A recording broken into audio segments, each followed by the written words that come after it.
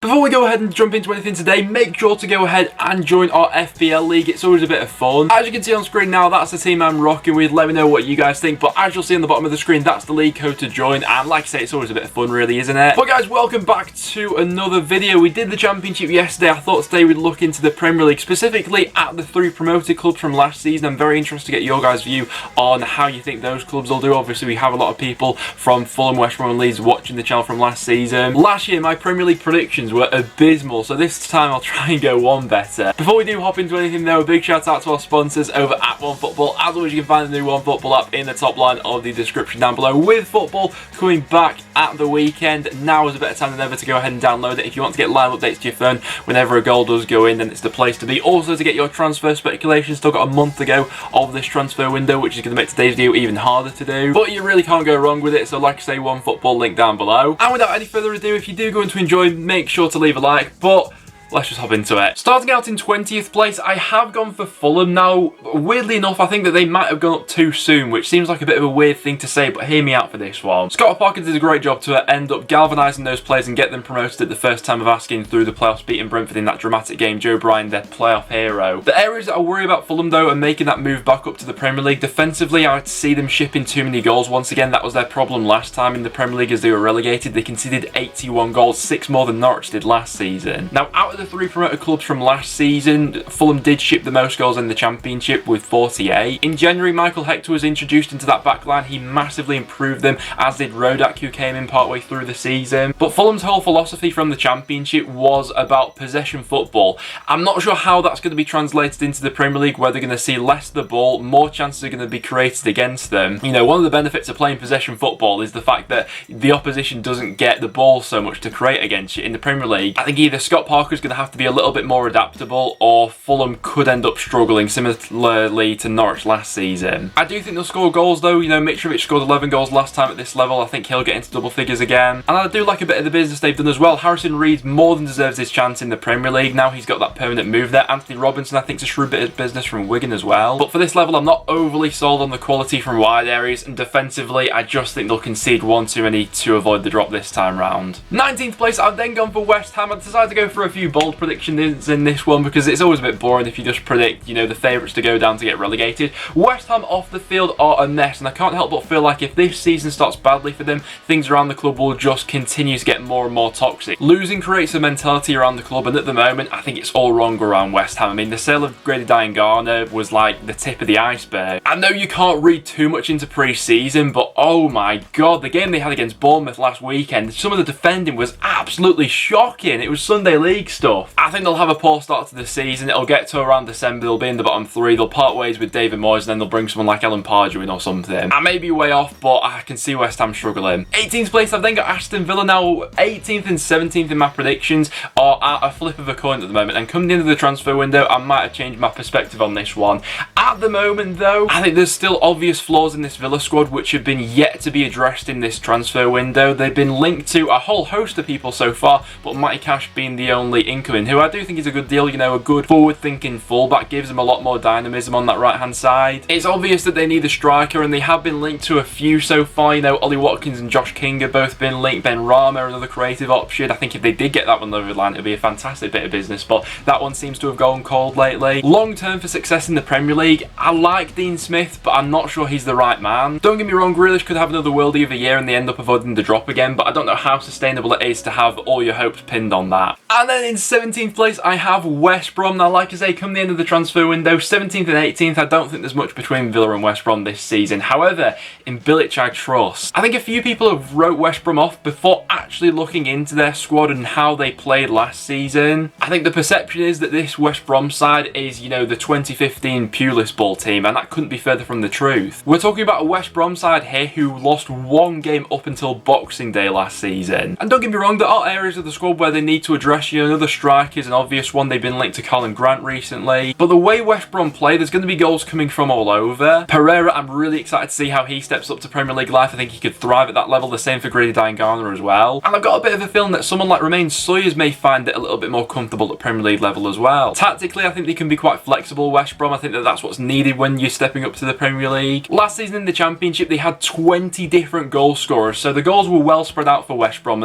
It wasn't as if they were solely reliant on one player, and if they get injured, then West Brom are done for the season. They still have work to do, but I reckon they'll avoid the drop. 16th place, I've got Crystal Palace. I've seen a few predictions so far that have got Palace in the bottom 3. Listen, they ended last season in horrific form, losing 7 of their last 8 games, but ultimately, after lockdown, they knew they had nothing to play for. They were never going to go down. They were comfortably sat in mid-table. And although they did tail off massively, I back Roy Hodgson as a safe pair of hands at this level. I think they've got a good Premier League squad. As of recording, Wilfred Zaha's still at the club, and to add to that, they've also got a Berry Eze coming from QPR, who I am massively excited to see how he gets on. More than deserves his chance at Premier League level after how he absolutely ripped things up for QPR last season. I do agree with what a lot of people are saying, that they could probably do with another striker, but someone like AU's still capable at this level. In 15th, then they have Brighton, exactly where they finished last season. I think they'll continue to progress under Graham Potter. A lot to like about this Brighton squad. Neil Maupay continues to be an absolute wind-up merchant like he was in the Championship. He got into double figures last season, scoring 10 goals for them. I also think they've added quite well into some areas of the squad. Adam Lallana, I think, could turn out to be a bit of underrated business if he manages to keep himself fit. Having Ben White back for the season as well adds to their centre-back options, which were already so strong.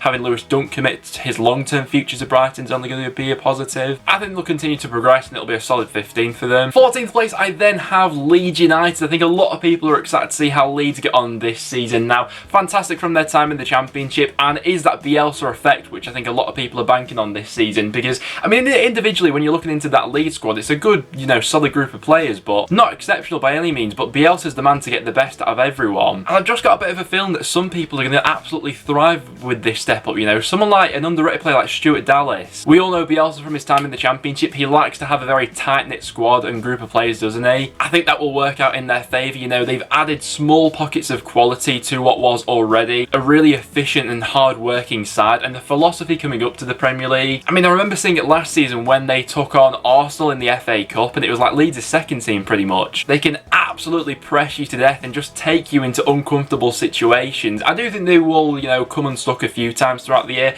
That's obvious with the jumping quality. And there's also a few players who have got a bit of a question mark over their ability to step up to the Premier League. The likes of Helicoster, I'm not completely sure about. Patrick Bamford as well. But listen, time will tell for Leeds. I think they'll be a very entertaining side to watch throughout this season, and I think it'll be a solid first year in the Premier League where they set their foundations down. 13th place, I then have Newcastle United, exactly where they were last season. Not the most entertaining side in the league by any means, but I think they've done some quite shrewd business so far, picking up Callum Wilson from Bournemouth, Ryan Fraser coming in on a free transfer as well. It looks like they're now after Jamal Lowe, the Norwich City left back, so by all accounts they're strengthening in all the right areas. Steve Bruce, I think, did quite an underrated job with this group of players last season to guide them into 13th. A solid defensive foundation where they just grind out the results. I think with that added quality of someone like Wilson up front, they'll score a few more. 12th place, I then got Burnley. They've been fairly slow with their transfer activity so far, but while Sean Dyche is at the club, I don't think there'll be any danger of being relegated. He's the master of getting the best out of all these players, and when they need them to, the usual suspects will come up. Chris Wood, I'd back to get into double figures again for them, a very efficient striker. It'll be another year of grinding it out. I see maybe a bit of a drop off because they've not gone ahead and strengthened the squad, but overall a solid year. 11th place, I then got Sheffield United. Now, I like a bit of the business that they've done so far, especially picking up Bogle and Lowe from Derby. I think that could be a really underrated bit of business for a decent price as well. And they were another side who weren't solely reliant on one player popping up with, double figures to keep them up. The goals were very much spread out throughout the side. Aaron Ramsdale, I think, was a sensible purchase as well, having not got Dean Henderson back. I think it'll be another solid year for them. 10th place, I then have Southampton. Now, the way they bounced back from that Leicester game last season was something else, really. They ended the season in absolutely fantastic form. Danny Ings was in the form of his life towards the end of the season as he bagged 22 goals. We also started to see a few flashes from Che Adams as well. I think we'll see even more from him this season. It's a good squad and good manager. I'd back them to finish top 10 this season. In 9th place, I've then got Everton, who are always a really funny side to predict because they always have a promising transfer window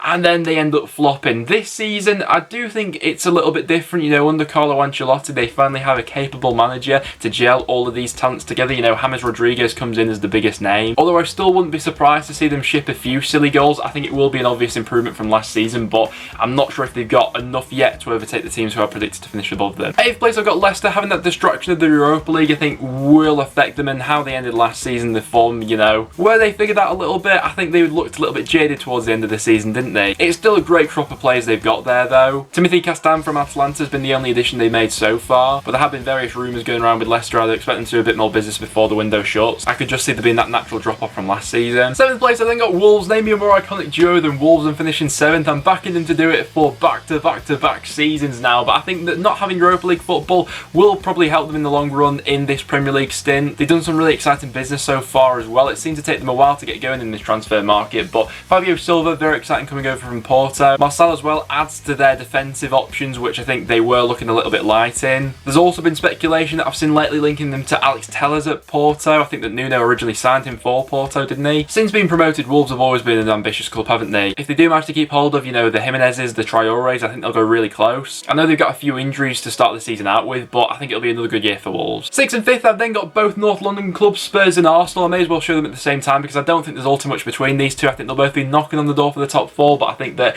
the 4 sides ahead of them have just got a little bit more at this point in time. I like the way that they're both going, really. I thought that Spurs improved under Mourinho. He did quite an underrated job in the end. For the group of players that they have got at the club there, they underachieved last season, really. Arsenal, similarly to Spurs, I think are going in the right direction under Arteta. I think we've already seen, you know, elements of his philosophy being implemented. We saw that in the Community Shield. 4th place, I've got Man United. I think that Solskjaer seemed to stumble across a system and formation that worked for them last season. The introduction of Bruno and Greenwood, I think they're only going to go on and get better. And you'd like to think that they build on last season's finish. 3rd place, I've got Chelsea, who have just gone mental this year with transfers. Individually, the squad has improved exponentially, but Lampard's still got a job in his hands to get the best out of everyone here. I think we'll see them scoring more goals this season, but defensively, I'm still not overly sold on them without a new keeper. And of my top 2, 2nd place, I've gone for Liverpool, and then 1st, I have gone for Manchester City. I feel like with Liverpool being quite reluctant, weirdly enough, not to strengthen this side, it may end up catching up with them, and we all know it's harder to retain a title than it is to win it. And I think that with how Man City went last season, they'll be on a mission this time round, you know, with how they ended up pretty much flopping in the Champions League. Were blown out the water by Liverpool last season. I think that this time round, the City will step back into gear. Games are going to come thick and fast this season, and they have the squad to deal with all of those matches. But as you can see to the side of me, guys, those are my Premier League predictions for what I see happening